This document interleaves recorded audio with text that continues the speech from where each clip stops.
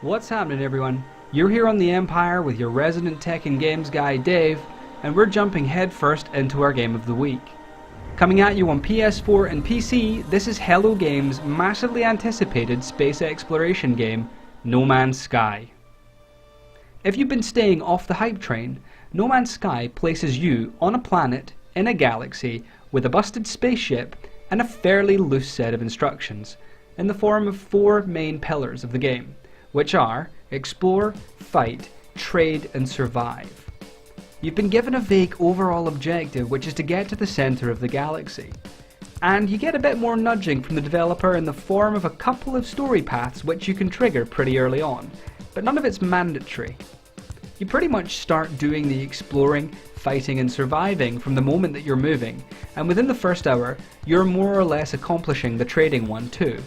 In order to get off the planet, you've got to navigate your initial environment on a procedurally generated world, gather the appropriate materials, and then make like a leaf on the wind and get airborne. From there, the solar system beckons.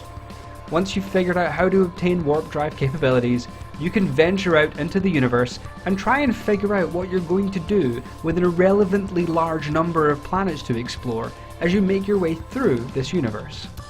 Sounds pretty good, huh? Well, there are certainly some really good bits about this game. I'm a fan of the scope and the setting that this game has. It's bold and brave to do something like this, and for a convincingly large amount of the time, they pull it off.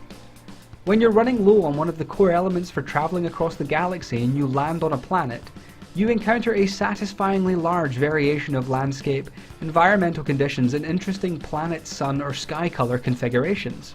This game has some really pretty moments as you're making your way through it, and it can be quite easy to get lost in that moment, whether it's looking for resources, investigating odd local wildlife, or picking a fight with the floating robotic sentries. But, unfortunately, this game is not all sunshine and rainbows. For a start, this game has actually crashed my PS4, at least once per day, often more whilst I'm playing it. It saves pretty regularly, but being forced back to the PS4 main screen obviously ruins the immersion. Graphically, there are also some issues. There's some pretty serious pop-in on the planets as you're making your way through the atmosphere and whilst you're travelling overland in your ship. But on the other hand, when you're walking across one of the planetary surfaces or flying between planets in a solar system, the game can be stunningly beautiful. Combat on land can be a bit flaky with your lasers, but in the same respect, the space combat's actually pretty cool. What's not cool is that you need to go into your inventory to recharge your shields in the middle of a dogfight, which has led to a few frustrating deaths and wasting some of the more precious resources in the game on my ship's shields when I had other plans for them. Inventory management generally is a pain. I've spent a considerable amount of time trying to juggle my inventory, and I still seem to run out of space all too quickly. About 12 hours in, that does get better by trading ships and increasing my inventory size, but the initial juggling can make it tricky to invest in the trading side of things. So in my mind, here's what it boils down to. Hello Games has released a finished universe, but not a finished game. They've got some mechanics, no clear storyline, some pretty rough edges in places, and they are most definitely planning on improving these aspects in the future. The developers have already released a Day Zero patch, and they are certainly going to do more. I hope that they do, because at the moment I find myself playing this game but with no real purpose in mind. The planetary exploration isn't as robust as some of the other exploration and resource gathering games out there, and the space travel, trading, and combat angle isn't as good as the other titles offering this type of game.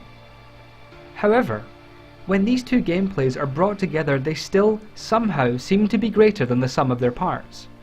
I have found myself playing this game a lot, and I'm going to keep playing it after I wrap up this review. For the life of me, I cannot explain why. Maybe that's the nicest thing that I can say about this game, is that even with its flaws, and believe me there are flaws, you may be able to look past all of them and simply enjoy the biggest sandbox ever created for human entertainment. I'm going to give this game an uneasy 6.5 out of 10. It's not a bad game, but there is no way it could live up to its hype, and whilst it has beautiful moments, it was never going to be able to carry the weight of the world on its shoulders. Thank you for listening. This was Dave.